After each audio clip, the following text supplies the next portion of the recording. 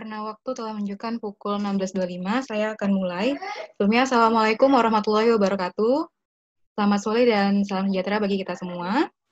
Alhamdulillah, puji syukur kehadirat Tuhan Yang Maha Esa, kita masih diberikannya nikmat kesehatan dan juga kesempatan, sehingga kita dapat hadir di acara Millennials Berinovasi, Berkarya, dan juga Berdampak pada sore hari ini. Saya ucapkan selamat datang dan juga terima kasih kepada seluruh peserta webinar yang telah hadir tepat waktu dan juga telah menunjukkan antusiasme yang sangat tinggi terhadap acara ini.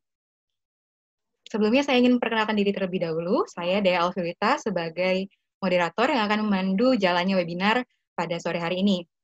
Selanjutnya saya juga ingin memberitahukan telah hadir bersama kita kedua pemateri webinar Millennials Berinovasi, Berkarya, dan juga Berdampak, yaitu Muhammad Dafa Warsyadana selaku founder dari Kita Pertanian dan juga Raju Pratama Ritonga selaku founder dari branding.id.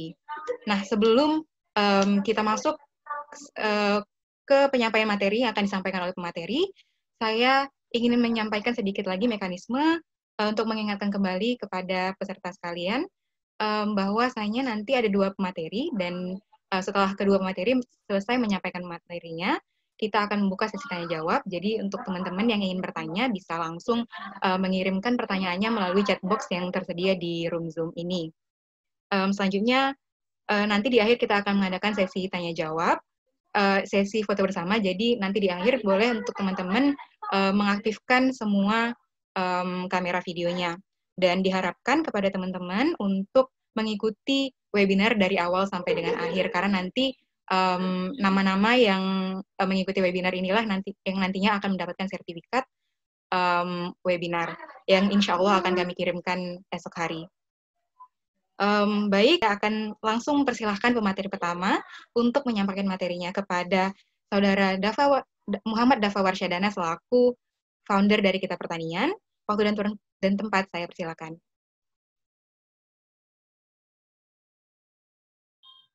Baik. Sebelumnya terima kasih banyak kepada moderator yang telah memberikan kesempatan kepada saya. Ya.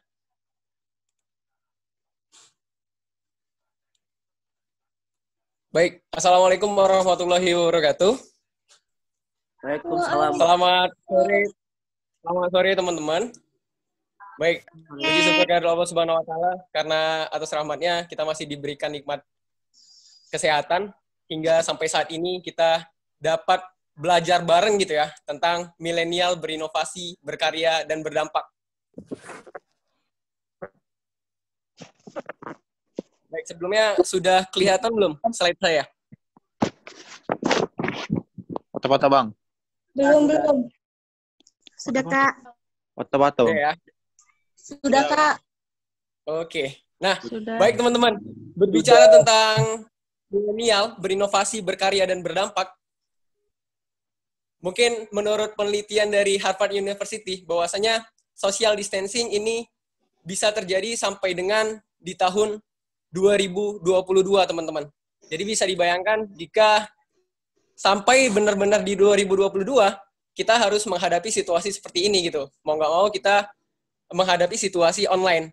Dan alhamdulillah banyak platform-platform ya, baik dari Zoom, dari Google Meet, bisa mengumpulkan orang-orang dari berbagai kota, berbagai daerah di Indonesia menjadi dalam forum diskusi bersama. Nah, sebelumnya teman-teman, perkenalkan, nama saya Muhammad Dafa Warsyadana. Saya dari Universitas Sumatera Utara, angkatan 2017, dan saat ini agroteknologi 2017. Nah, saya jurusan agroteknologi 2017. Artinya, kalau sekarang saya semester 6 dan sebentar lagi semester 7 ya, teman-teman. Nah, ada beberapa poin yang ingin saya sampaikan kepada teman-teman semua. Yang pertama, orang yang sedang membawakan materi hari ini, khususnya saya, belum tentu lebih baik daripada teman-teman semua. Kedua, kemungkinan kesalahan saya lebih banyak daripada teman-teman semua. Dan yang ketiga, untuk itu, dalam penyampaian materi nantinya, apabila ada kesalahan, saya mohon maaf. Dan saat ini juga saya masih proses belajar, teman-teman, dan nantinya dapat kita diskusikan secara bersama-sama. Baik. Indonesia adalah negara dengan jumlah penduduk terbesar keempat di dunia. Menurut Badan Pusat Statistik, pada tahun 2020, jumlah penduduk Indonesia mencapai angka 269,67 juta jiwa, teman-teman. Dan kaum milenial berjumlah sebesar 90 juta jiwa. Artinya, teman-teman, kaum milenial ini 30% dari penduduk Indonesia untuk saat ini. Dan kalau dikategorikan tahun milenial, itu yang lahir di antara 1980 sampai dengan 1990-an akhir, dan orang yang lahir di antara 2000 sampai dengan 2010 itu termasuk dengan generasi Z, dan 2011 sampai sekarang itu dikatakan generasi Alpha. Mungkin sebagian teman-teman yang ikut seminar ini rata-rata kebanyakan kaum milenial atau mendekati generasi Z ya. Nah, jadi berbicara tentang milenial juga berbicara tentang anak muda, dan pastinya berbicara tentang masa depan Indonesia, khususnya karena kita sebagai warga negara Indonesia. Dan kemudian, teman-teman pernah mendengar kata-kata Nelson Mandela nggak? Dia pernah bilang gini, teman-teman, pemuda hari ini adalah pemimpin di masa depan. Dan teman-teman pernah tahu tokoh besar Amerika Serikat, yaitu Malcolm X. Ya, Malcolm X adalah salah satu orang yang memperjuangkan hak-hak kulit hitam. Dan beliau pernah berkata seperti ini, teman-teman. Masa depan adalah milik mereka yang mempersiapkannya hari ini. Jadi masa depan Indonesia itu tergantung dari pemuda-pemudinya, orang yang saat ini. Nah, jadi seperti itu, teman-teman. Yang menjadi pertanyaan, kira-kira menurut teman-teman, Indonesia bisa nggak menjadi negara maju? Percaya nggak bahwasanya Indonesia bisa nggak menjadi negara maju? Kalau saya sendiri jelas percaya Indonesia bisa menjadi negara maju, karena ada beberapa poin, teman-teman, yang Indonesia saat ini sedang unggul gitu ya. Nah, tinggal lagi mungkin sumber daya manusia, tinggal manusianya bagaimana, mau atau tidak, untuk sama-sama berjuang untuk Indonesia menjadi negara maju. Poin pertama apa? Yang pertama, sumber daya panas bumi, 40% teman-teman, itu ada di tanah air kita. Bayangkan, dari beberapa negara di dunia ini, ternyata 40% sumber panas bumi itu ada di Indonesia. Dan yang kedua, teman-teman, kelas menengah sekarang ini, itu sekitar 45 juta jiwa saat ini. Dan diperkirakan di 2045, di mana di masa 100 tahun kemerdekaan Indonesia, kelas menengah sudah mulai meningkat menjadi 135 juta jiwa, teman-teman. Itu artinya hampir setengah dari penduduk Indonesia sudah mencapai kategori kelas menengah. Dan di mana kalau kelas menengah ini rata-rata orang yang sudah berpenghasilan tinggi dan mempunyai tingkat pendidikan yang tinggi juga. Dan yang ketiga, teman-teman, Indonesia dikatakan, digaung-gaungkan saat ini menjadi negara bonus demografi. Mungkin kita bisa bayangkan, pada tahun 2045 nantinya, tepat 100 tahun kemerdekaan Indonesia, atau yang dikatakan Indonesia emas, teman-teman. Teman-teman pernah bayangkan nggak? Kira-kira kita menjadi posisi seperti apa? Kalau dikategorikan kita lahir di antara 1980 sampai 1990-an, mungkin teman-teman, umur kita nantinya sekitar 40 sampai dengan 50 tahun. Ternyata, usia itu, teman-teman, itu adalah usianya calon-calon presiden. Amin. Nggak ada yang amin ini. Baru usianya calon-calon menteri. Amin. Kemudian usianya calon-calon pengusaha unicorn di negeri ini. Kemudian calon pengusaha, usianya calon profesor. Calon orang yang memiliki kebijakan dan yang berpengaruh di negeri ini. Amin.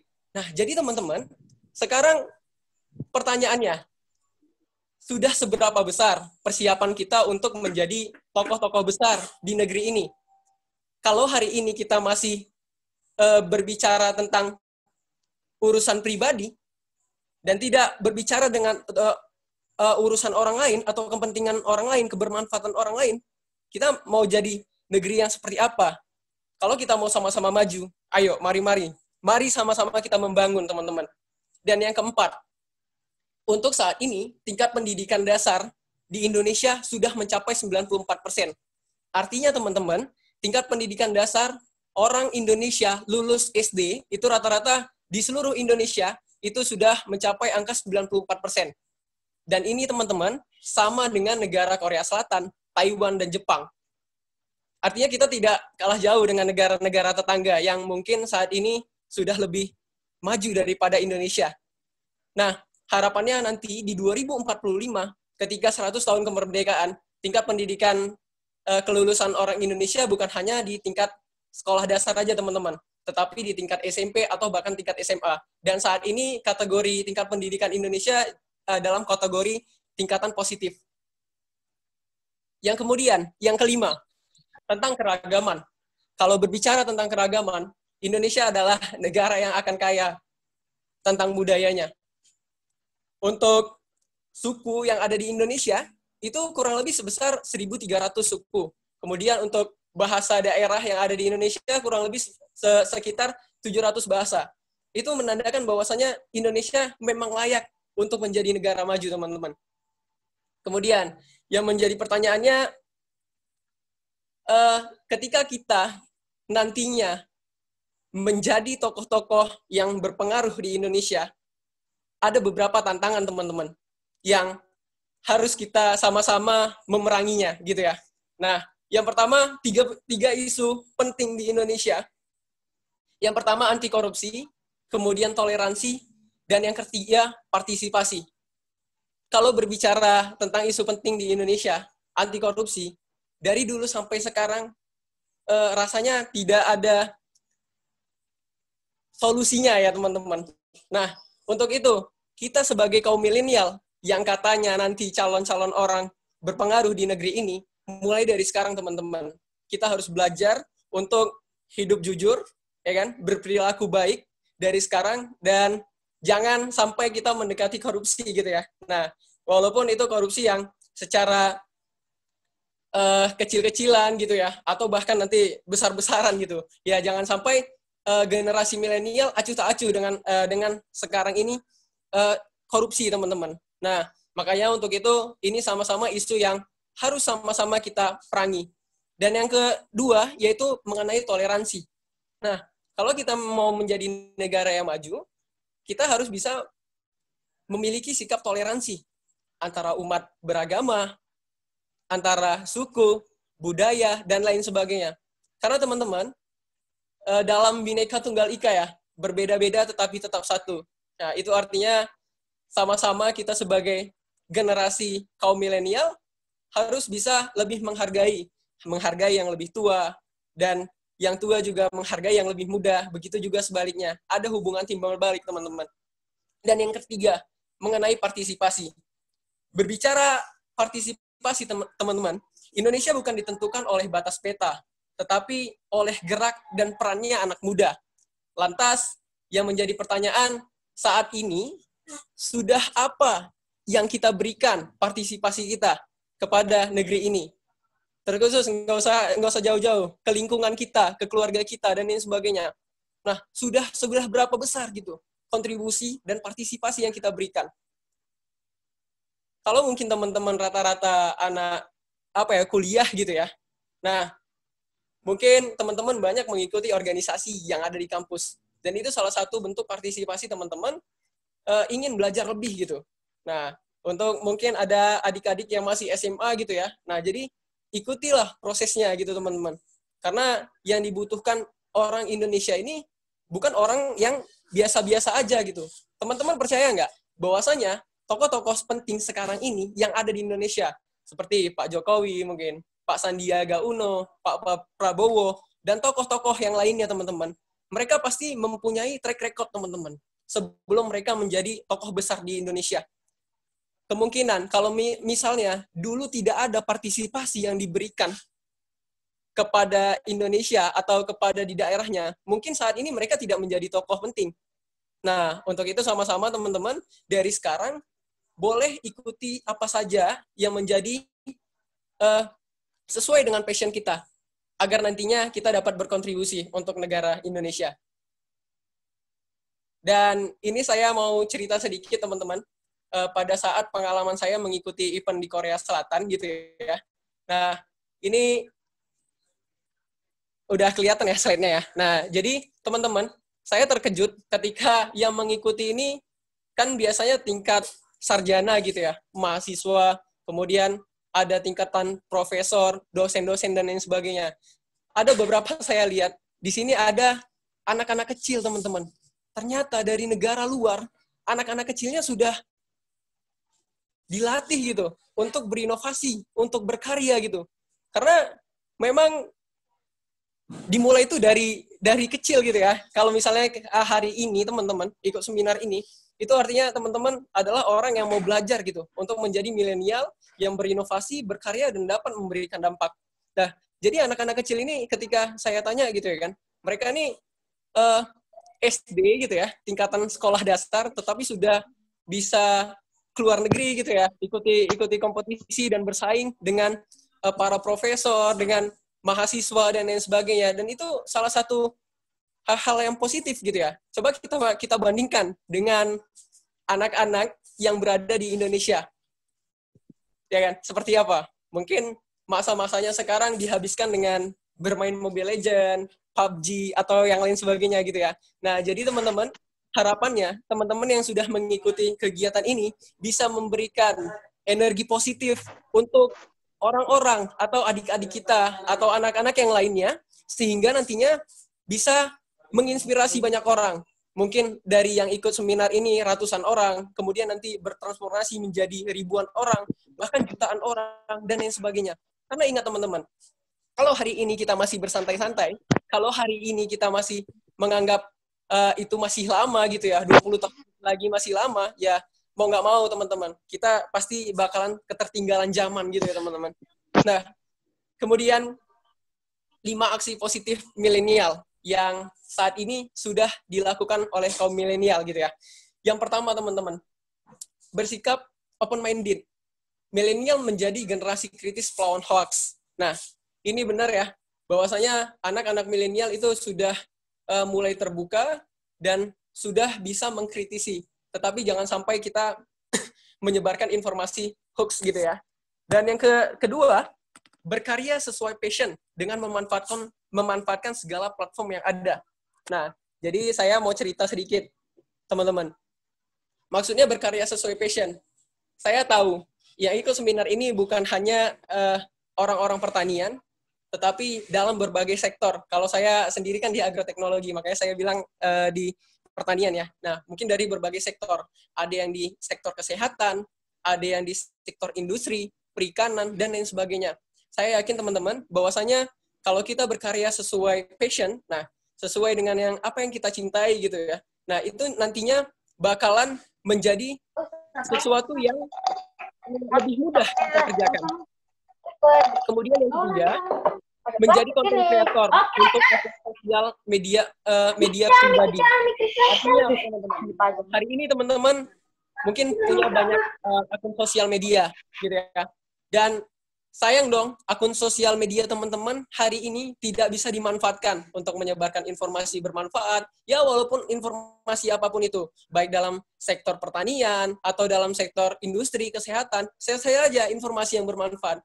Karena pada dasarnya itu menjadi amal pahala ya, kalau saya sendiri katakan. Karena ketika orang-orang lain membaca postingan saya, jadi mereka lebih tahu gitu, oh ternyata begini di pertanian, dan lain sebagainya. Nah, itu salah satu indikator kalau kita hari ini sebagai generasi milenial untuk mencapai suatu perubahan yang baik, orang-orang yang lain juga harus merasakan kebermanfaatan kita. Dengan hadirnya kita, orang-orang yang lain dapat merasakan ternyata ilmu itu cukup luas gitu teman-teman. Kemudian yang keempat, menjadi volunteer di berbagai bidang. Nah, kalau kita saat ini mungkin banyak sebagai mahasiswa yang sudah mengikuti kegiatan ya, kegiatan baik sosial, kemudian dalam kegiatan aksi galang dana dan lain sebagainya. Yang penting untuk menolong orang lain. Nah, dari sekarang teman-teman sudah bisa gitu, ikuti aja kegiatan. Ya walaupun kegiatannya itu kita tidak mengharapkan sesuatu pun dari manusia gitu ya. Maksudnya tidak mengharapkan harta benda atau imbalan lainnya, tidak juga popularitas, apalagi sekedar ucapan terima kasih. Karena yang kita harapkan itu adalah keikhlasan hati kita yang nantinya kalau hari ini teman-teman menanamkan kebaikan, itu insya Allah nantinya bakalan dibalas oleh Allah dalam bentuk apapun. Bisa jadi besok teman-teman dibalas gitu ya, atau nanti ketika teman-teman punya saudara atau punya anak gitu, hal yang kebaikan yang teman-teman lakukan hari ini dibalas oleh Allah suatu saat nanti. Atau bisa jadi ketika hari ini tidak dibalas kebaikan kita di dunia, bakalan dibalas di akhirat. Gitu teman-teman. Kemudian yang kelima, merintis komunitas hingga startup. Nah, ini mungkin yang saya saat ini sedang jalani gitu ya, merintis komunitas hingga startup. Saat ini saya lagi merintis Kita Pertanian, teman-teman. Nah, ya berawal dari permasalahan, ya kan, dimulai dari mengapa gitu ya kan, keresahan ketika saya sadarnya ketika sudah mencapai hampir semester akhir, teman-teman. Dan itu sudah mulai tersadar. Kira-kira kontribusi apa yang sudah saya berikan gitu untuk orang lain, terutama dalam bidang sektor pertanian. Sehingga saya mencari rekan-rekan saya, mencari orang-orang yang memiliki visi yang sama gitu ya. Nah, saya hubungi beberapa teman-teman saya gitu kan. Mau nggak kira-kira kita buat komunitas Kita Pertanian?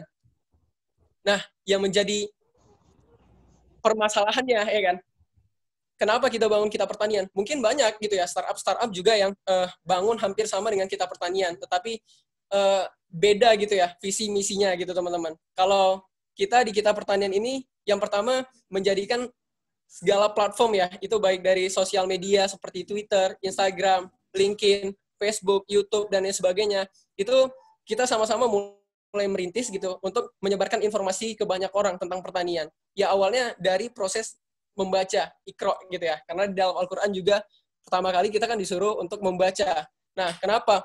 Karena informasi seputar pertanian gitu, kita bisa ngambil dari berbagai pengalaman kita dengan kita belajar di universitas gitu ya. Ilmu-ilmu yang sudah kita dapatkan, sayang dong kalau misalnya hanya kita simpan gitu ya, teman-teman, kita simpan dalam lembaran kertas dan itu bakalan tidak dapat menyebar ke orang lain, sehingga kita membuat startup komunitas Kita Pertanian. Kalau saat pandemi ini, yang bisa kita lakukan mungkin hanya bisa menyebarkan melalui sosial media. Tetapi harapannya, setelah nantinya, mudah-mudahan wabah ini segera berakhir, amin, insya Allah kita bergerak ke masyarakat, ke petani untuk lebih mengenal dan belajar pertanian lebih banyak.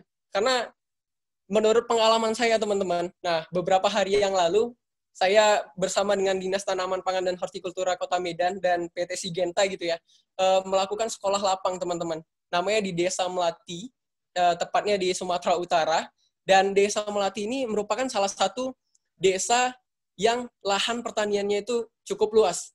Kurang lebih 934 hektar. Itu untuk lahan sawah aja ya. Nah, belum lahan yang lainnya. Dan itu luar biasa, desanya menjadi desa yang sentral produksi pertanian beras gitu. Nah, jadi ketika saya belajar di sana ternyata masih banyak gitu ilmu yang belum saya dapatkan gitu kan. Nah, jadi artinya jangan kita berbangga sebagai mahasiswa gitu atau yang menjadi seorang sarjana tetapi belum bisa gitu kontribusi yang kita berikan kepada petani atau ke masyarakat lainnya. Nah, kemudian saya berjumpa dengan kepala desa Melati, dan apa yang dikatakan Bapak itu? Kalian ini sebagai mahasiswa, katanya gitu, yang Bapak harap nantinya setelah kalian belajar di sini, katanya gitu kan. Nah, setelah belajar di sini, nantinya kalian harus bisa dong memberikan apa ide-ide gitu, atau kontribusi kalian untuk desa ini, katanya. Dan hati saya tersentak gitu kan, teman-teman.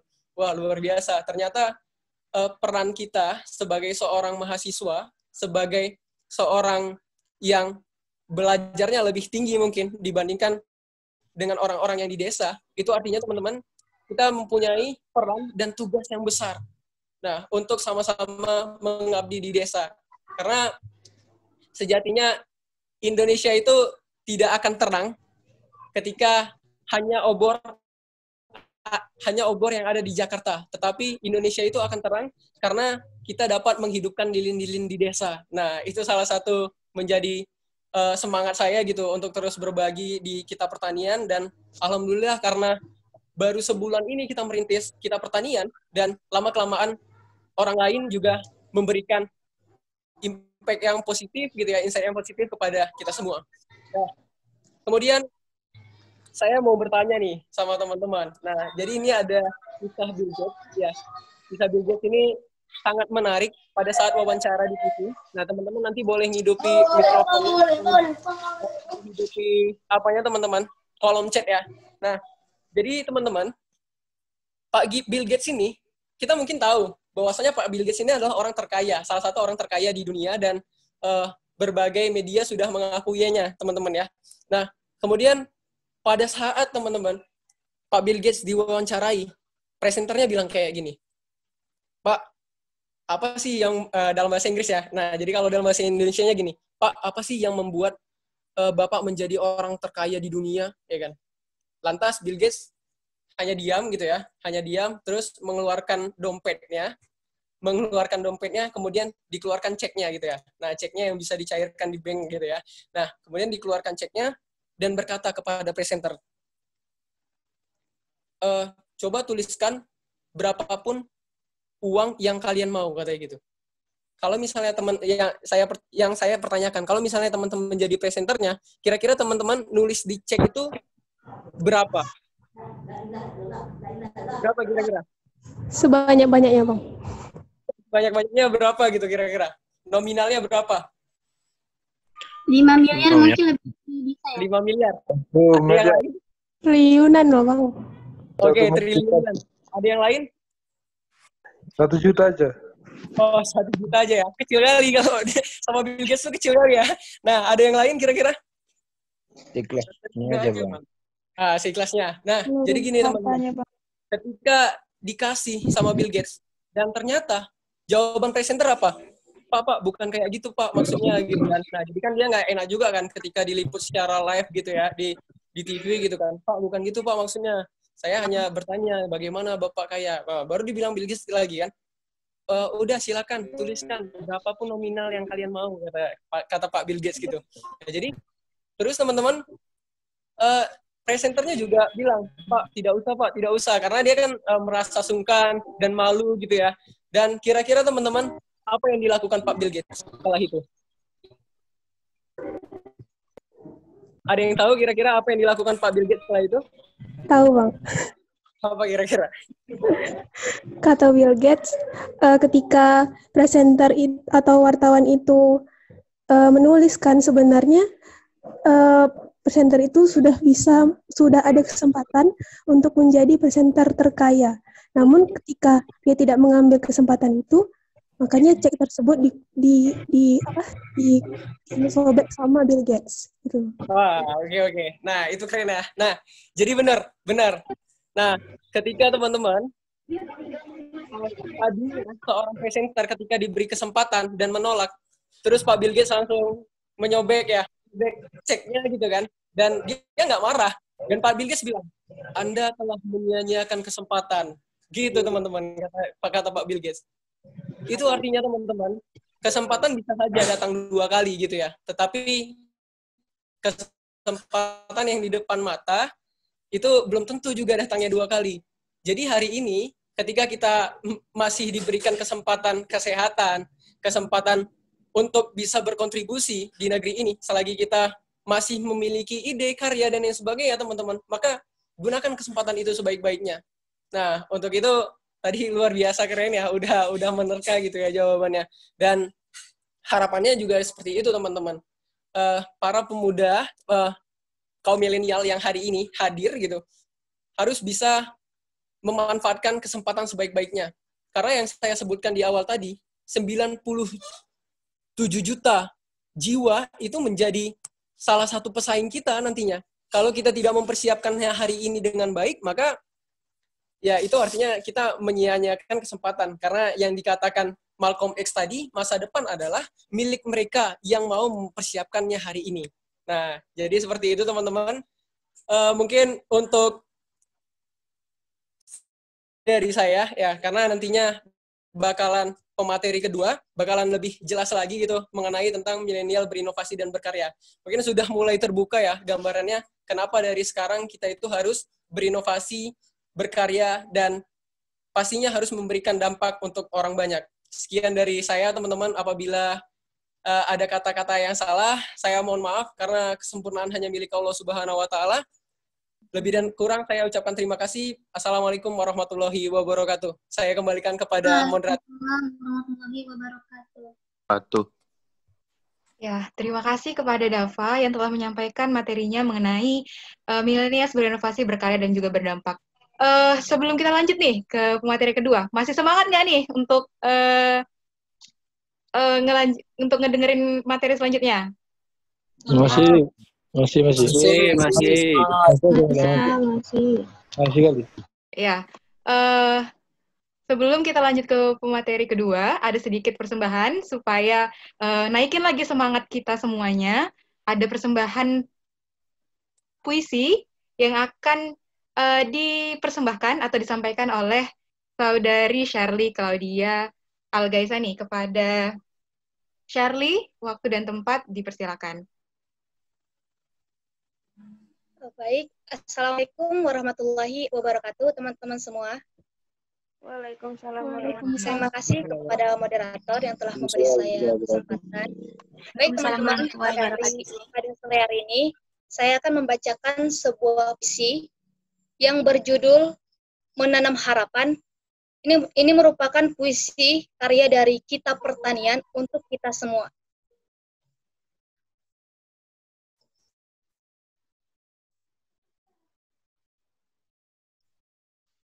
Pesan sebutir padi yang tumbuh di rahim, di sesar ragi yang tumpul, berharap tiada berkelaparan lagi di negeri ini.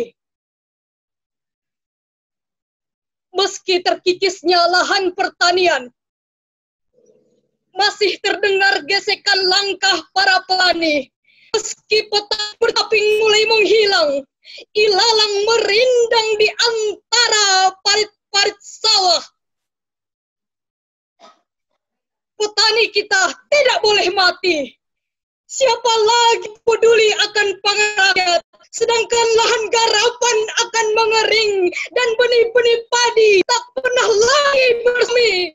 Kita dari keterpurukan, bersiaga membangun pertanian negeri ini. Terima kasih. Assalamualaikum warahmatullahi wabarakatuh. Baik, saya kembalikan kepada moderator. Ya, terima kasih kepada Shirley atas puisi yang sangat luar biasa. Wah, saya merinding dengerinnya. Ya, baik, langsung saja. Udah pada semangat nggak nih, teman-teman? Masih, Kak. Masih. Oke. Kita lanjutin ya ke pemateri selanjutnya, yaitu Bang Raju Pratamaritonga selaku founder dari branding.id. Kepada Bang Raju, waktu dan tempat dipersilakan. Oke, udah. Ini udah belum slide-nya? Udah, Bang. Halo, Dea. Iya, Bang. Udah. Coba ini udah Udah. kelihatan juga. Oke. Udah kelihatan. Assalamualaikum warahmatullahi wabarakatuh. Waalaikumsalam warahmatullahi wabarakatuh. Oke, selamat sore untuk teman-teman semua.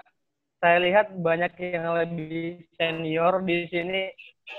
Ada yang dokter juga. Jadi berasa rempah-rempah di sini sebenarnya teman-teman. Izinkan saya untuk memperkenalkan diri dulu. Mungkin dari sekitar 100 lebih peserta yang hari ini, sekitar 99% belum kenal sama saya. Jadi ya kenalan dulu kayak gitu. Nama saya Raju Pratamaritonga, masih berstatus sebagai mahasiswa aktif. Sekarang masuk ke semester 9 di Perguruan Studi Agribisnis Universitas Sumatera Utara. Dan sekarang lagi running sebuah startup, ya let's say kita bilang startup ya. Zaman sekarang kan kayak apa-apa startup kayak gitu. Ya kita lagi running sebuah startup namanya branding.id yang bergerak di bidang bisnis konsultan dan dia berfokus pada riset produk dan juga pasar. Oke, mungkin sebelum saya lanjut ya, teman-teman boleh di-unmute dulu ininya, speakernya biar lebih fokus. Oke. Nah, kita nggak bakal sharing terlalu banyak tentang branding.id teman-teman karena takut jatuhnya malah promosi ya. Jadi kita bakal sharing tentang millennials dan sebelumnya juga Mas Dava udah banyak jelasin seputar millennials tentang berkarya, berinovasi dan juga berdampak. Mungkin saya bakal sedikit untuk nambah-nambah insight dari saya ke teman-teman semua kayak gitu. Dan intinya kita saling belajar ya di sini. Saya bukan memposisikan diri sebagai yang lebih tahu tapi sama-sama belajar kayak gitu. Nah, teman-teman, let's sharing about millennials. Mungkin saya pengen dengar satu orang, boleh Mbak Dia sebagai moderator ditunjuk satu orang aja untuk kasih pandangannya dia tentang gimana sih millennials dan apa tugasnya dia sebagai millennials di tahun 2020 ini dan tahun-tahun ke depannya. Boleh Mbak Dia, silakan. Wah, random nih ya saya tunjuk. Iya, random aja, satu orang aja.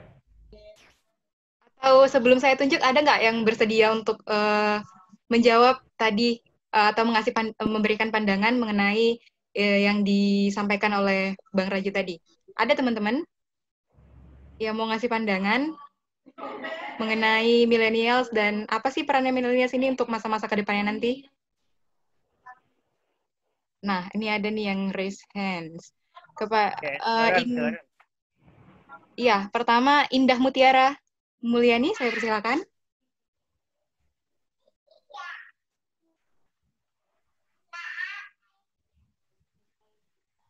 Indah.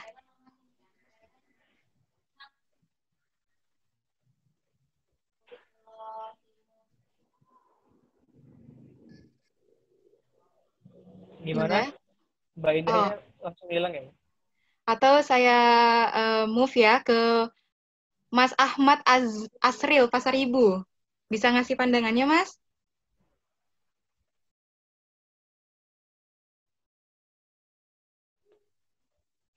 Wah, kok pada diem ini? Kalau enggak... Halo, ya, Kak. Iya, bisa kasih pandangannya, Mas? Bisa, Kak. Tapi saya matikan video aja ya. Oh iya, nggak masalah. Ya. Jadi saya mau kasih pandangan sedikit. Tadi sebagaimana yang udah disampaikan oleh Bang Dava, bahwasannya milenial itu golongan, singkatnya atau sederhananya itu milenial itu golongan dari orang-orang yang lahir di tahun 2000-an. Di mana jika saya elaborasikan dengan pendapat saya sendiri, milenial tersebut adalah generasi-generasi muda, terkhususnya bangsa Indonesia yang saat ini mungkin kelak akan menjadi para pemimpin atau para tokoh di bangsa ini sendiri. Kemudian sebagaimana sewajarnya peran milenial terkhususnya di Indonesia itu adalah sebaik-baiknya dalam mempersiapkan bekal dalam berproses untuk nantinya dapat mewujudkan apa yang menjadi impian dan cita-cita dari pribadi kita maupun dari tujuan bangsa nasional itu sendiri. Terima kasih, Kak. Oke, thank you banget Masnya udah ngasih pandangan seputar millennials dan juga perannya ke depan gitu, kayak ngasih kontribusi dari apa yang kita punya untuk Indonesia gitu kan. Nah, itu benar. Dan pertanyaannya adalah kita harus mulai dari mana dulu nih gitu. Nah, teman-teman, kita harus mulai dari why-nya itu apa? Let's start with why. Oke, ini boleh di-mute dulu teman-teman yang lain biar difokus. Nah, jadi kita akan mulai dari why-nya dulu. Konsep ini itu dijelaskan oleh Simon Sinek di bukunya dia Start With Why tentang gimana caranya seorang leader itu untuk mencapai tujuan-tujuan perusahaannya dia. Gimana caranya dia untuk mendelegasikan peranannya yang ada di perusahaan kepada karyawan dengan cara si karyawan itu dengan senang hati untuk mengerjakan tugas-tugasnya dia. Artinya, si leader ini harus punya why yang kuat. Kenapa dia harus bisa untuk mengembangkan perusahaannya dia? Kenapa dia harus bisa untuk berkontribusi untuk karyawan-karyawannya dia? Dan lain-lain sebagainya. Jadi, dia harus punya why yang kuat nih, alasan yang kuat untuk mengerjakan sesuatu yang dia pengen, dan orang-orang itu bisa ngerasakan dampak yang dia lakukan tadi, kayak gitu. Let's start with why. Jadi kita harus punya why-nya dulu untuk kita bisa bergerak ke langkah selanjutnya kayak gitu. Nah, selama ini bedanya kita dengan para leader itu adalah dari segi berpikir kita. Jadi kayak design thinking itu udah salah dari awal gitu. Kalau kebanyakan kita itu mulai dari what dulu, terus ke how, dan juga why-nya itu terakhir, seorang leader itu memposisikan why-nya dia tuh di pertama, kemudian bergerak ke how, terus juga di what-nya itu baru terakhir. Jadi, misalnya nih, dia pengen ngerjain sesuatu. Nah, dia itu tanya dulu ke dirinya dia, kenapa aku tuh harus ngerjain ini? Terus gimana caranya aku ngerjain ini? Dan yang terakhir pertanyaannya adalah, apa yang akan aku perbuat atau dampak yang aku berikan ketika aku mengerjakan perbuatan ini? Kayak gitu. Jadi konsep berpikirnya itu mulai dirubah dari sekarang. Jadi why dulu, terus how, dan yang terakhir what. Kayak gitu. Supaya kita jadi seorang leader ya. Nah, tujuannya apa? Ketika kita udah menemukan why-nya kita, maka tujuan akhirnya adalah sebuah purpose. Nah, purpose sendiri adalah tujuan yang ingin dicapai oleh seseorang ketika dia berada di dalam kehidupan ini. Ada satu kutipan yang saya suka banget, tapi lupa secara komprehensifnya itu gimana, tapi kurang lebih kayak gini dia bilangnya. The two important days in this life is, the first when we born, and the second is when we find out why. Jadi kayak 2 hari yang paling penting di dalam hidup adalah, yang pertama, ketika kita lahir, dan yang kedua adalah ketika kita menemukan kenapa sih kita lahir, kayak gitu. Kayak kita menemukan tujuan hidup kita. Nah, 2 hari ini adalah kunci untuk kita bisa berinovasi, berkarya, dan berdampak juga. Kalau kita misalnya nggak pernah lahir, gimana kita mau berkarya gitu. Kalau kita nggak punya tujuan, gimana kita mau berkarya. Dan antara purpose dan juga goals itu memiliki perbedaan yang sangat luas. Mungkin selama ini kalau kita berpikir bahwa purpose dan goals itu kayak sama gitu, sama-sama tujuan. Tapi sebenarnya itu punya sebuah perbedaan yang cukup besar gitu. Oke. Saya pernah dapat sebuah insight teman saya, namanya Arga Putra Panatagama. Dia seorang mahasiswa berprestasi 2 nasional tahun 2018, alumni IPB, dan sekarang kerja di Nutrifood sebagai Customer Development Executive. Nah, dia tuh dapat insight dari CEO-nya dia, Pak Mardiwo, tentang purpose. Gitu. Jadi, purpose yang diusung oleh Pak Mardiwo selaku CEO Nutrifood adalah dia pengen karyawan itu datang ke kantor dalam keadaan bahagia, kerja dalam keadaan bahagia, dan juga pulang dalam keadaan bahagia. Sehingga keluarga-keluarganya di rumah juga bahagia. Gitu. Itu purpose hidupnya dia, sederhana. Pengen buat orang bahagia. Sedangkan goals-nya dia adalah, di awal, dia pengen jadi seorang manajer di perusahaan Nutrifood. Tetapi, karena dia berpikir, kalau dia punya sebuah bargaining position yang lebih gede, let's say jadi seorang CEO atau direktur eksekutif di sebuah perusahaan, maka purpose hidupnya dia itu bakal lebih mudah untuk realisasi. Jadi dia kejar tuh goals-nya dia jadi seorang CEO, dan purpose-nya dia juga bisa tercapai, kayak gitu. Itu kunci dari sebuah purpose ya. Jadi kita di dalam hidup tuh harus punya purpose-nya, biar kita tuh nggak asal-asalan untuk ngedesain hidup kita. Nah, setelah kita tahu nih purpose kita itu apa sih gitu. Kalau berdasarkan dari teman-temanku ya, kayak si Arga tadi yang mau Pres 2 nasional, aku tanya, terus purpose hidup lu sekarang tuh apa sih gitu. Dia bilang dia pengen ngerubah mindset orang-orang di Indonesia dari bermental passenger menjadi driver gitu. Itu purpose hidupnya dia. Nah, kalau purpose hidupnya saya sendiri adalah rahasia. Ntar teman-teman boleh konteks saya lebih lanjut, nggak mungkin dijelasin di sini, masih rahasia. Nah, setelah kalian udah tahu nih purpose-nya itu apa, kalian coba cari lingkungan yang tepat. Kayak dulu ya, waktu saya di awal-awal kuliah itu hanya seorang mahasiswa yang kuliah pulang selama kurang lebih 1,5 tahun lah, itu jadi kupu-kupu doang gitu. Nggak ikut organisasi, nggak ikut kepanitiaan, nggak ikut perlombaan. Jadi cuma ya kuliah, pulang, kos, nongkrong, gitu-gitu doang. Gitu. Terus saya merasa jenuh sama zona tersebut dan coba beralih ke hal-hal yang lebih produktif lah. Nah, yang pertama yang saya lakukan adalah saya coba cari tuh lingkungan yang lebih baik, gitu, yang lebih positif, yang bisa mendukung perubahan positif dalam hidup saya juga gitu. Makanya saya ketika semester 4 baru pertama kali gabung komunitas riset dan penelitian. Untuk selanjutnya baru ikut lomba-lomba, ikut kepanitiaan, ikut volunteer dan lain sebagainya. Nah, di lingkungan juga kalian harus nemuin tuh mentor yang tepat, orang-orang yang bisa kasih kasih sebuah reminder ketika kita tuh udah mulai lari dari jalurnya kita kayak gitu. Terus juga kita harus menjadi sebuah gelas yang kosong. Let's say kalau misalnya kita ketemu sama orang, coba jadi aja gelas yang kosong gitu. Jangan merasa lebih pintar dari dia, jangan merasa bahwa kita tuh jauh lebih tahu dari dia. Enggak. Kita harus tempatkan kita sebagai gelas yang kosong agar tetap berisi. Nah, yang ketiga adalah berani eksplor diri. Waktu itu, saya sebenarnya sangat bisa dibilang ya, orang-orang yang nggak peduli sama sekitar, terus juga kalau ketika public speaking itu belibet, terlalu cepet, bahkan saya sendiri nggak ngerti apa yang saya bilang gitu, saking parahnya. Jadi saya coba berani untuk eksplor diri, dan yang pertama kali saya ingin taklukkan adalah diri saya sendiri. Saya ingin mengalahkan diri saya yang dulu, yang dianggap apatis, antipati, untuk mencoba lebih peduli dengan lingkungannya dia, untuk menjadi raju yang lebih produktif dan juga raju yang lebih punya prestasi kayak gitu. Yang keempat adalah persistence. Nah, persisten ini artinya di atas konsisten lah kayak gitu. Jadi teman-teman ketika udah ngelakuin sesuatu, itu kayak happy aja gitu ngelakuinnya, terus secara sustain, dan sampai bener-bener apa yang kalian impikan itu tercapai. Dan yang terakhir adalah jadilah seorang yang resilient. Artinya kalian tuh tahan banting. Meskipun kalian tuh dapat celaan, dapat cacian, dapat kritikan, itu ya it's fine.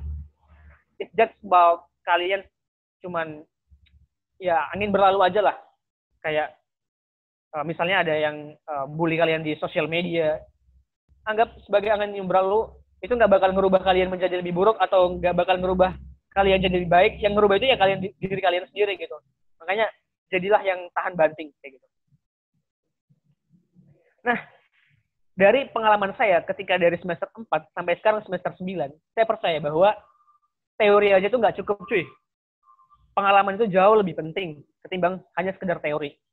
Nah, kata teman saya yang sekarang udah kerja di sebuah perusahaan, let's say multinasional, dia bilang bahwa 85% itu yang berbicara adalah soft skill. Sedangkan 15%-nya itu baru hard skill. Kayak pengetahuan kalian, IPK kalian, itu cuma 15% gitu.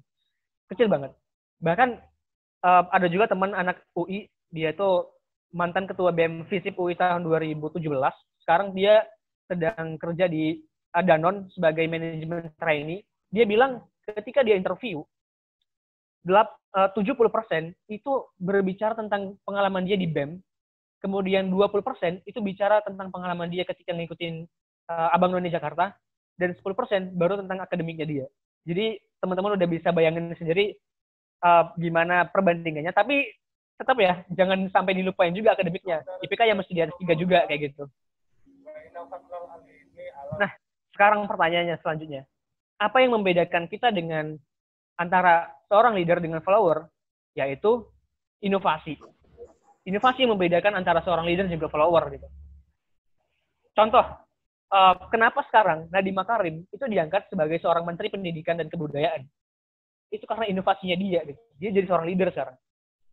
Dulu ya, waktu tahun 2015, waktu Gojek awal-awal initial public offering, itu di Jakarta masih sedikit banget para pengemudi Gojek yang berkeliaran gitu. Saya ingat banget pada waktu itu pas awal-awal Gojek mulai menunjukkan jati dirinya, kita masih milih Bluebird lah kalau mau jalan-jalan gitu. Belum langsung beralih ke Gojek. Tapi ketika mereka udah mengeluarkan kolom chat, udah buat fitur-fitur baru, kayak udah menyamai Uber lah pada waktu Uber yang di abroad ya, nggak di Indonesia, itu kita baru coba tuh berani tuh nyobain si Gojeknya tadi gitu. Jadi itu, mereka terus berinovasi, bahkan kalau kata Crystal Wijaya, seorang big data supervisor senior di Gojek, dia bilang bahwa di Gojek tuh setiap hari selalu ada inovasi. Jadi mereka selalu coba trial dan error, apa yang kira-kira cocok, apa yang kira-kira nggak perlu di Gojek, itu bakal dievaluasi setiap harinya kayak gitu. Nah, sekarang saya sedang running sebuah platform startup di bidang business consultant namanya Branding.id. Kenapa saya berani untuk build ini?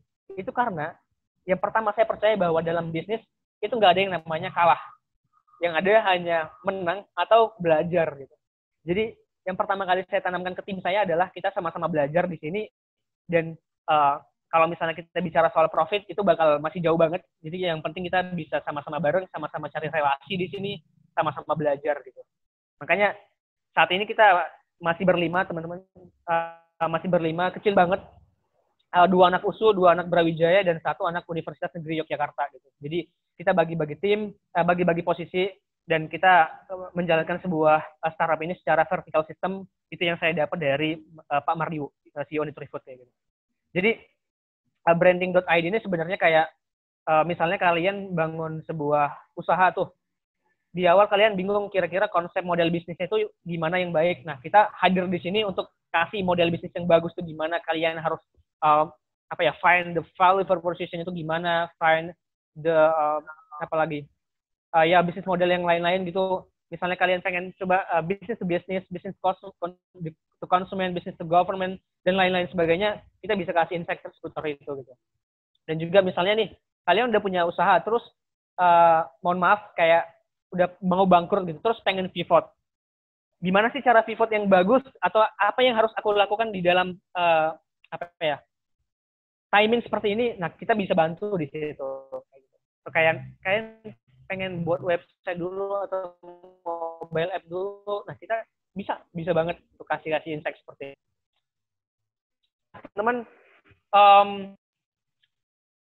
saat ini cuman kalian dan kalian yang bisa ngubah situasi kalian. Jangan pernah menyalahkan siapapun dan kondisi apapun, karena sejatinya saya dahulu berat badan saya nggak bakal berubah, tetap berat. Orang yang kupu-kupu nggak peduli, orang yang benci terhadap pergerakan atau apapun itu. Dan jadilah orang yang ketika orang lain itu tidur tetap bekerja, ketika orang lain sedang berpesta belajar, dan ketika orang lain itu bermimpi sibuk untuk menikmati hidup, kurang lebih kayak gitu.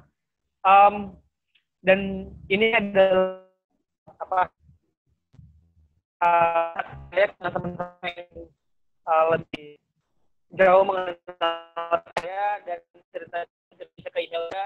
Waktu itu saya ambil foto dari Semarang menuju Jakarta. Saya lihat bahwasannya dunia itu begitu besar dan mungkin nggak sampai gambarnya ya. Jadi saya itu pengen nyampein bahwa dunia ini terlalu besar untuk menikmati agama hidup ini. Lebih baik kita mencoba meningkatkan insight kita, nambah relasi, nambah pengalaman, coba untuk bangun komunitas, coba untuk bangun perusahaan kecil-kecilan, bisnis kecil-kecilan, dan yang paling penting sih luruskan niat untuk kebermanfaatan kayak gitu. Jangan sampai ya, kayak misalnya nih di dalam webinar ini, jangan sampai tujuan utamanya itu pengen dapat sertifikat kayak gitu. Jadi dilurusin dulu niatnya pengen belajar. Nah itu sertifikat itu sebagai bonus doang sih kalau menurut saya. Kurang lebih gitu, Mbak Dea, saya kembalikan. Ya, terima kasih kepada Bang Raju atas materi yang disampaikan. Wah, banyak sekali ya teman-teman insight-insight baru yang kita dapat dari materi yang disampaikan tadi, dan sangat bermanfaat bagi kita ke depannya, membuka wawasan kita akan banyak hal. Mulai tadi dari hal-hal yang simple seperti start with why, terus tentukan purpose dari apa yang ingin kita tuju, dan banyak hal-hal lain tadi juga yang disampaikan oleh Bang Raju. Nah, selanjutnya teman-teman kita akan buka sesi tanya jawab.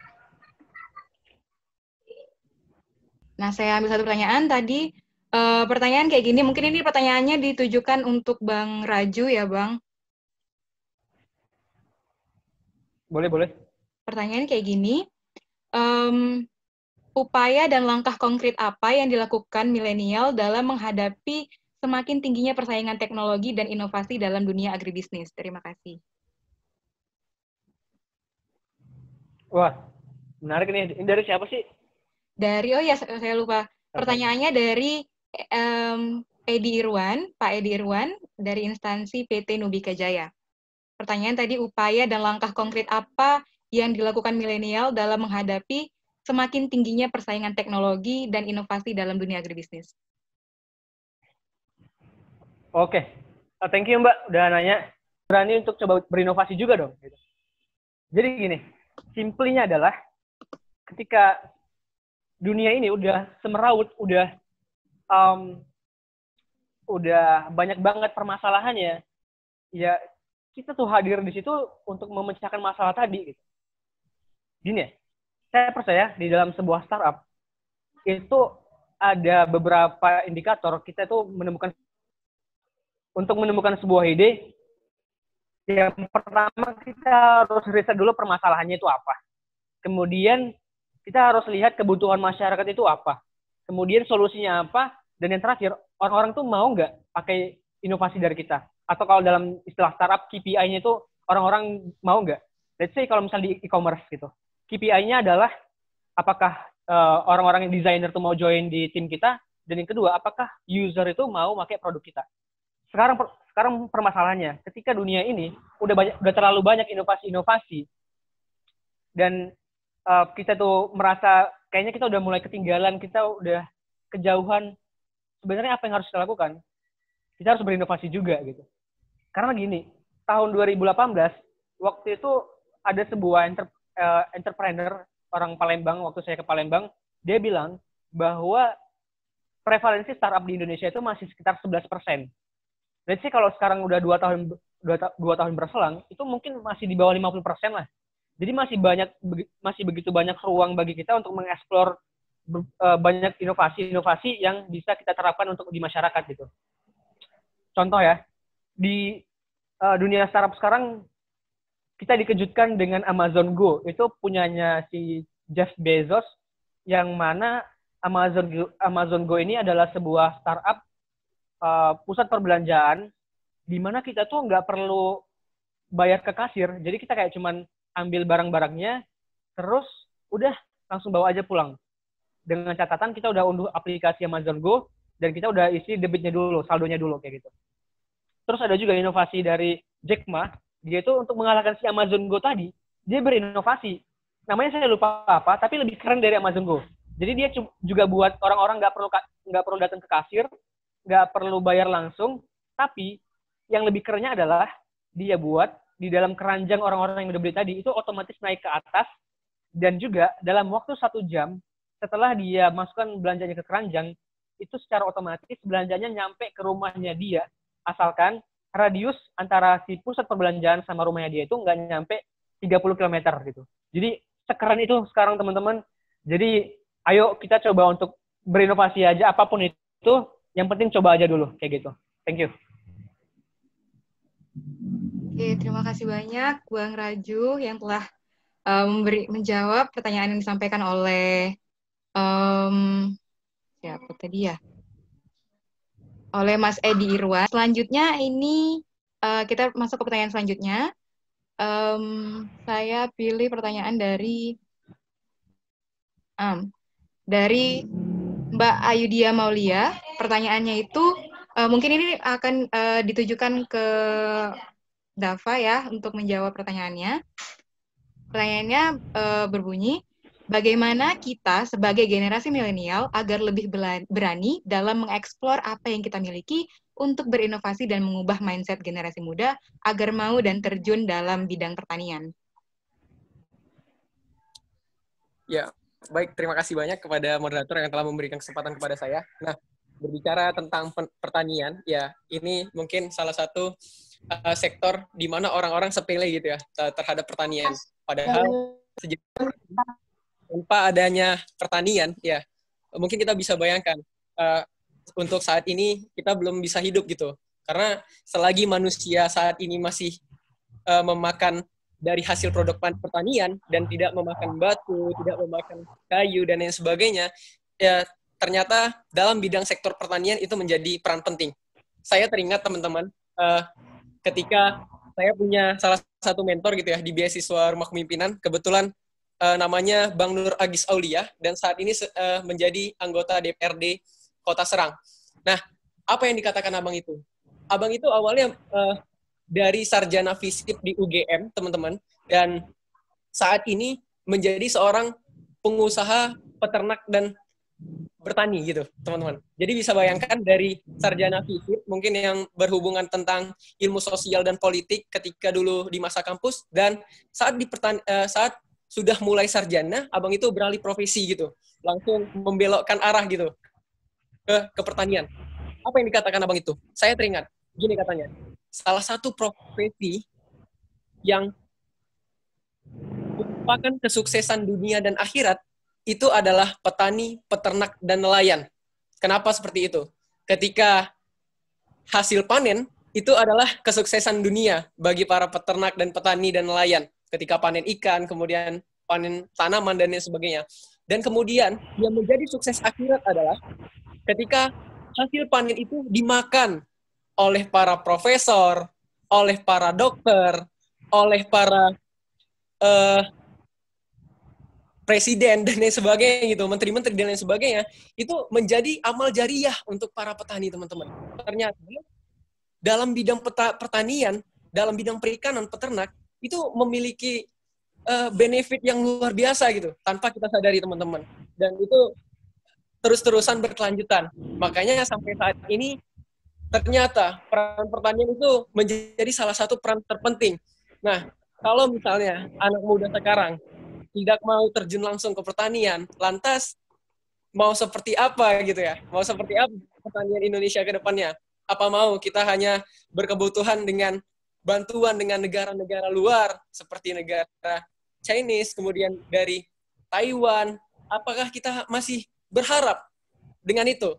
Nah, untuk itu teman-teman, makanya dari sekarang yuk sama-sama manfaatkan potensi kita sesuai dengan bakatnya masing-masing gitu ya. Mungkin ada yang dalam sektor kesehatan dan lain sebagainya, yaitu yang menjadi salah satu kontribusi saya terkhusus ya sebagai anak pertanian. Saya merasa malu gitu ketika hari ini saya belum bisa memaksimalkan apa yang sudah diberikan dan diajarkan. Nah, untuk itu saya sangat bersyukur sih pada dasarnya bisa menjadi bagian dari pertanian. Begitu kurang lebih saya kembalikan. Ya, baik. Terima kasih kepada Dava yang telah menjawab pertanyaannya. Semoga dapat atas jawabannya. Semoga dapat menjawab pertanyaan yang disampaikan ya. Selanjutnya, ini ada pertanyaan yang sangat menarik. Ini mungkin pertanyaannya akan ditujukan ke Bang Raju. Pertanyaannya dari Salsabila Kobis dari USU. Pertanyaannya seperti ini. Saya mau bertanya mengenai founder. Sebenarnya founder itu seperti apa, dan apa bedanya founder dengan owner? Lalu untuk permasalahan, contohnya permasalahan anak farmasi. Tidak ada payung hukum yang kuat. Itu bisa dijadikan salah satu permasalahan yang melibatkan founder atau tidak? Lalu founder itu perlu lisensi atau pengakuan dari beberapa pihak atau tidak? Nah, mungkin ini pertanyaan juga terdapat di teks chat box. Mungkin kepada Bang Raju bisa dijawab, Bang. Oke, thank you Mbak Salsabila. Founder itu dapat diartikan kalau di dunia startup ya pendiri startup tersebut gitu. Nah, sedangkan owner itu biasanya identik dengan usaha-usaha mikro, kecil, menengah, atau usaha besar juga. Jadi dia owner itu lebih kayak spesifik, dia itu pemiliknya gitu. Sedangkan founder biasanya dia juga punya co-founder yang sama-sama build bisnis, dan mereka bareng-bareng untuk menentukan visinya itu apa, misinya itu apa. Jadi mereka tuh bareng-bareng. Contoh, owner yang saya tahu cukup berpengaruh di Indonesia itu Mas Doni Krispriyono. Dia itu senior saya di komunitas Tangan di Atas, sebuah komunitas wirausaha di Indonesia. Nah, dia itu punya sebuah pusat oleh-oleh namanya Malang Strudel gitu. Di Malang Strudel, dia itu sebagai ownernya. Jadi dia sebagai pemilik usaha oleh-olehnya dia gitu. Contoh lain, founder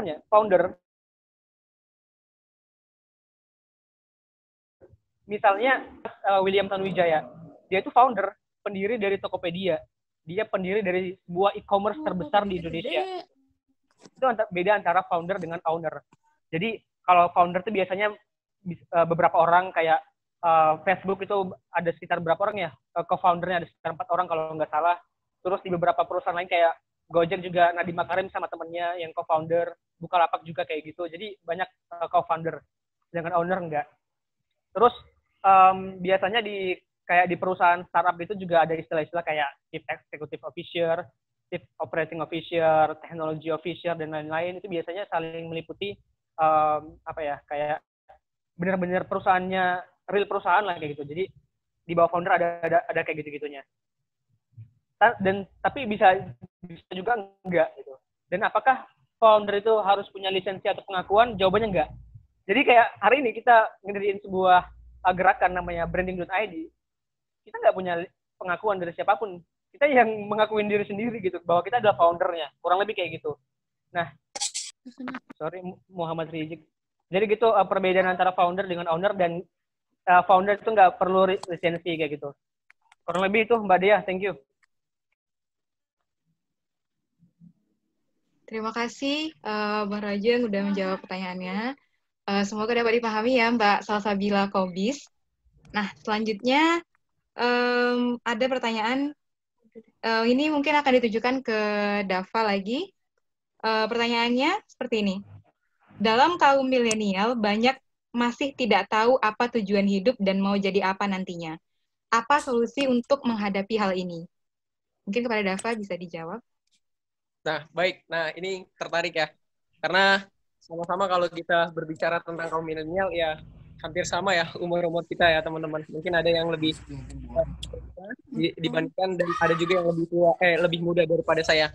Nah, berbicara tentang kaum milenial, dulu juga saya, teman-teman, belum sempat berpikiran bahwasanya di tahun 2045 Indonesia emas, bahwasanya yang menggantikan tokoh-tokoh besar sekarang ini itu adalah kaum kita. Nah, saya yakin dan percaya bahwasanya di antara kita adalah bisa menjadi tokoh-tokoh penting. Dan saat ini, teman-teman, bagaimana sih cara kita memberikan energi positif untuk orang lain?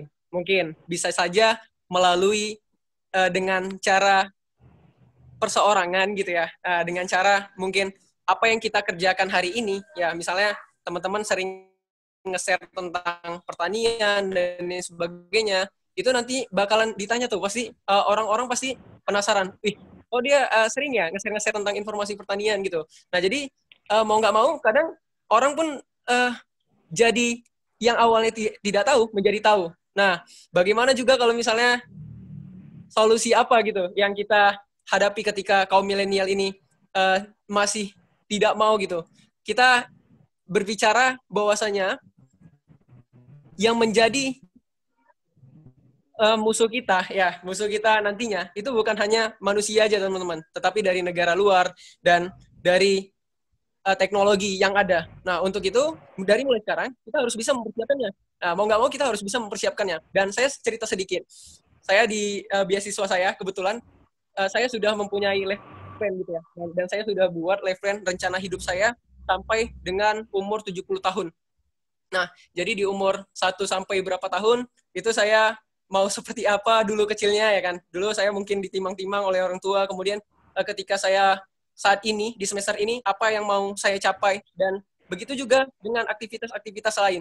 Nah, kemudian ketika umur 20 tahun saya mau dikenal sebagai apa, kemudian ketika umur saya nantinya 40 tahun saya mau dikenal sebagai apa, bahkan ketika saya nantinya meninggal, teman-teman. Nah, saya itu mau dikenal sebagai apa. Jadi dari sekarang kita sudah mempersiapkan life plan kita, rencana hidup kita agar nantinya sedikit terarah. Dan bagaimana solusinya? Cari mentor, teman-teman. Nah, karena pada dasarnya hari ini, ketika kita mau sukses sama-sama, kita harus mencari mentor, orang yang sudah berpengaruh, orang yang sudah duluan terjun ke dalam bidangnya. Salah satunya, misalnya saya di sektor pertanian. Nah, saya mencari mentor saya itu seperti Bang Nur Agis Aulia, yang sudah memiliki pengalaman lebih di bidang pertanian. Kemudian siapa lagi orang-orang yang berpengaruh, mungkin bisa di daerah kita atau di daerah tempat di luar gitu ya, yang masih bisa kita berkomunikasi dengan beliau, itu menjadi salah satu hal solusi yang bisa kita capai. Karena setiap kegiatan-kegiatan kita nantinya, teman-teman, apabila dalam kita melakukan kesalahan, nah itu bisa menjadi solusi gitu, dan bisa mendapatkan insight dari mentor kita. Nah, untuk itu, teman-teman yang saat ini belum mempunyai mentor gitu, dalam bergerak dalam bidangnya, segera cari gitu. Karena pada dasarnya saya yakin bahwasanya pengusaha-pengusaha yang sukses hari ini, seperti Pak Sandiaga, kemudian Pak Jokowi, dan lain sebagainya, teman-teman, itu mereka juga dulunya punya mentor gitu. Ada orang yang melatih dia gitu ya, ada orang yang kawannya berdiskusi gitu untuk bisa menjadi seorang atau tokoh penting di negeri ini. Mungkin sekian deh. Terima kasih. Ya baik, terima kasih Dava. Nah ini saya lihat tadi ada Muhammad Rizik raise hand. Ada kepada Muhammad Rizik, kalau ada yang ditanyakan boleh saya persilakan. Terima kasih untuk moderator untuk MC, mohon maaf. Assalamualaikum warahmatullahi wabarakatuh. Waalaikumsalam warahmatullahi wabarakatuh. Nama saya Muhammad Rizik dari Universitas Wiraya Mukti Bandung, Fakultas Pertanian, jurusan Sosial Ekonomi Agribisnis. Mungkin izin bertanya ya kepada Kak Dava nih mengenai seputar pertanian ya. Pertanyaan saya seperti ini, bagaimana peran generasi muda yang notabene meninggalkan gitu ya adat dan kebiasaan di daerah? Kebanyakan seperti ini. Sekarang kita kuliah jurusan pertanian misalkan. Nah, kita itu bukannya mengangkat kearifan lokal yang ada di daerah, malah kita itu beralih fungsi, pindahlah ke kota. Nah, mengadu nasib di kota. Bagaimana untuk menyikapi hal itu? Dan ada nggak peran sebuah kelembagaan selain daripada kita memberikan penyuluhan terhadap masyarakat sekitar? Itu Bang. Thank you. Terima kasih. Wassalamualaikum warahmatullahi wabarakatuh.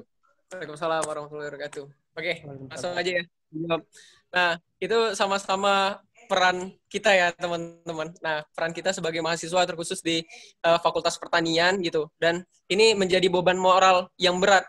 Karena mungkin dulu kita tinggal di daerah kampung kita, halaman, kemudian kita sudah kuliah misalnya di luar daerah, dan kita sudah nyaman gitu ya di luar daerah. Tapi suatu saat teman-teman, coba teman-teman kembali ke desa gitu.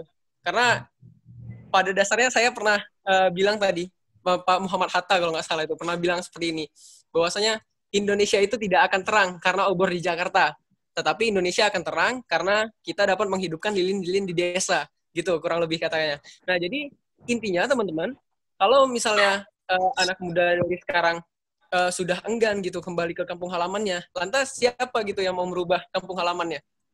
Nah, yang menjadi pertanyaan seperti itu. Nah, jadi harus kita ubah pola mindset kita bahwasanya kita yang dipercaya sebagai orang yang mempunyai atau memiliki kesempatan belajar yang lebih tinggi. Ya, mari kita kembali ke desa gitu kan, sama-sama untuk bisa membentuk desa kita.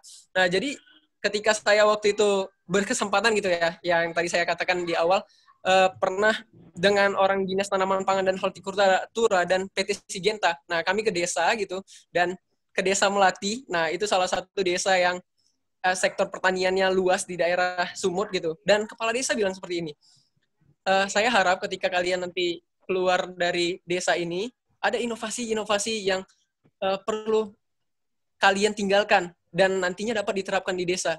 Nah, jadi kalau dikatakan bahwasanya orang-orang masyarakat yang ada di desa itu percaya dengan mahasiswa, itu percaya dengan orang yang mungkin kuliahnya yang tingkat pendidikannya lebih tinggi teman-teman. Nah, artinya kita mempunyai beban moral yang cukup berat gitu teman-teman, cukup berat sebagai statusnya mahasiswa. Untuk itu mari sama-sama gitu untuk bisa membangun desa kita lah khususnya. Nah, jadi seperti itu, makanya harus kita ubah dulu pola mindset kita, karena sejatinya orang-orang yang di sana itu mengharapkan kebermanfaatan kita. Dengan hadirnya kita dapat membawa kebermanfaatan, karena sebaik-baik manusia adalah yang paling bermanfaat bagi orang lain. Mungkin sekian, terima kasih. Ya, terima kasih kepada Dava yang sudah menjawab pertanyaan dari Mas Rizik tadi. Semoga jawabannya dapat menjawab pertanyaannya ya, Mas.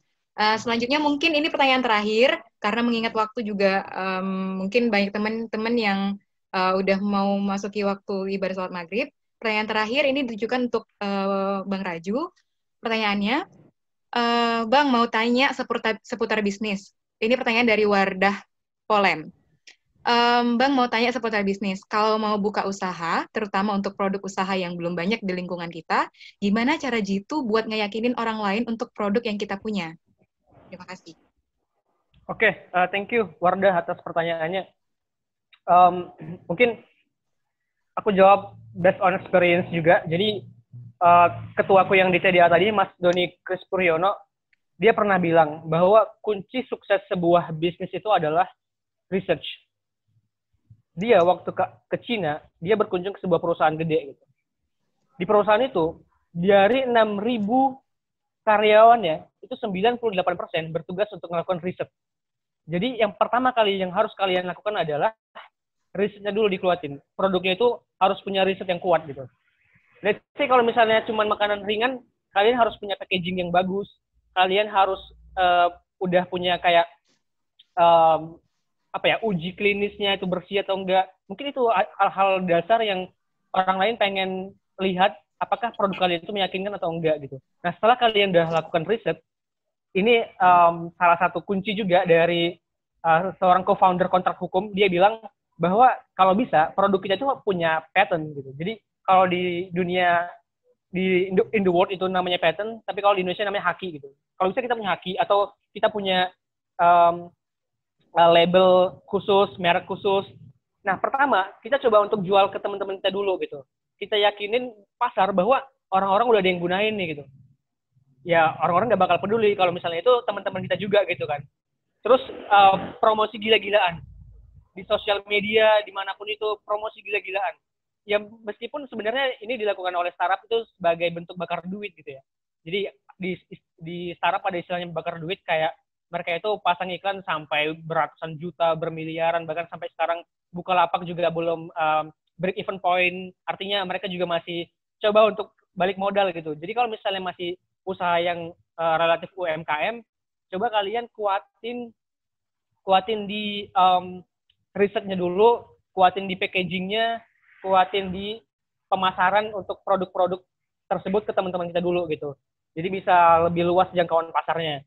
Nah, makanya branding hadir di sini, promosi jadinya. Branding hadir di sini tuh untuk membantu teman-teman semua yang punya usaha untuk melakukan riset terkait dengan produknya dan juga marketnya, sehingga kita bisa kasih data-data yang akuntabel yang bisa ngebantu kalian tuh harus eksekusi ini nih, kalian tuh harus ngelakuin ini supaya produk kalian itu bisa diterima oleh society di sekitar kalian, kurang lebih kayak gitu.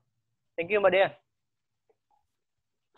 Terima kasih Bang Raju atas jawabannya. Wah, luar biasa sekali jawaban-jawaban dari kedua pemateri dan antusiasme dari seluruh peserta yang sudah bertanya. Ini sebenarnya banyak sekali pertanyaan yang belum terjawab, tapi dikarenakan keterbatasan waktu, mungkin nanti teman-teman yang masih curious atas jawaban yang belum sempat terjawab, mungkin bisa mengirimkan pertanyaannya melalui DM dari Kita Pertanian maupun melalui DM dari Kita Pertanian maupun branding.id ya teman-teman. Jadi nanti bisa bertanya di situ, insya Allah bakal kita jawab pertanyaan yang belum sempat terjawab hari ini. Selanjutnya kita bakal buka sesi foto bersama. Mungkin untuk teman-teman yang belum mengaktifkan mode kameranya, boleh segera diaktifkan ya, soalnya bakal diambil fotonya.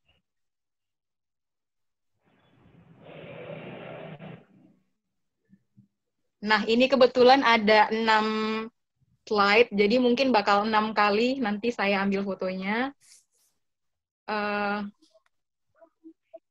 Jadi kalau teman-teman ada yang mau senyum, bisa ditahan dulu senyumnya sampai 6 kali saya ambil take.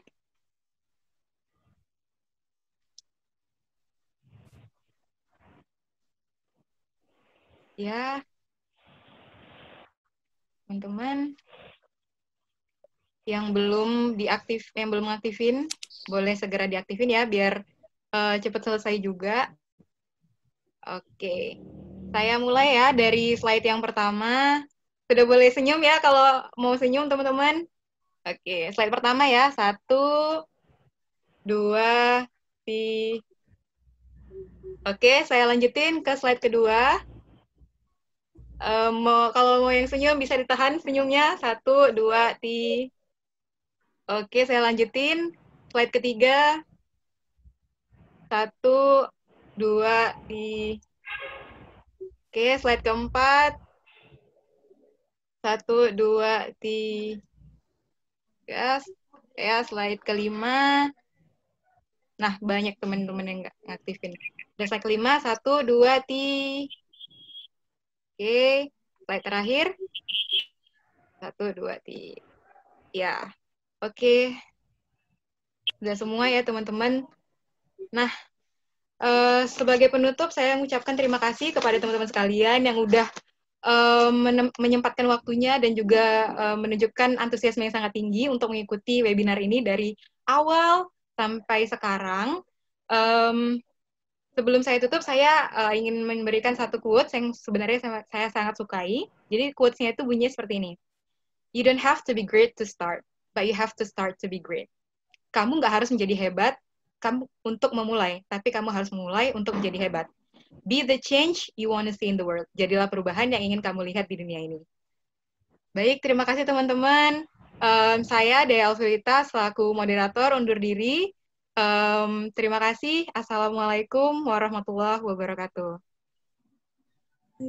Assalamualaikum warahmatullahi wabarakatuh. Terima kasih banyak teman-teman. Assalamualaikum warahmatullahi wabarakatuh. Terima banyak teman-teman. Bagi yang mau meninggalkan room sudah boleh bisa dipersilakan. Jangan lupa sholat maghribnya kawan-kawan semua. Terima kasih. Terima kasih Mas yang sudah mengingatkan. Di Medan belum.